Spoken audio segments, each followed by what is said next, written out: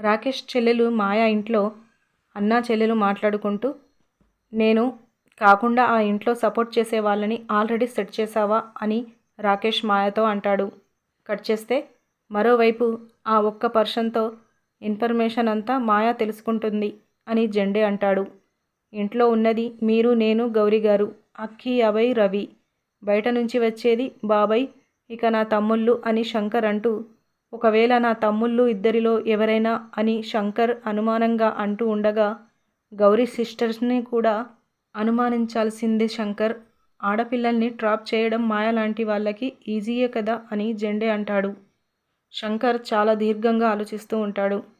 ఇక మరోవైపు రాకేష్ మాయతో, శంకర్ని ట్రాప్ చేసావా ఏంటి అని రాకేష్ అంటే, మాయ ఏదో చెప్తుంది. రాకేష్ ఒక్కసారిగా షాక్ అవుతాడు. ఇలా మనకి చూపిస్తారు. ఇదండి ఇవాల్టి అప్డేట్స్. ఇలాంటి డైలీ అప్డేట్స్ కోసం మన ఛానల్ని సబ్స్క్రైబ్ చేసుకోండి.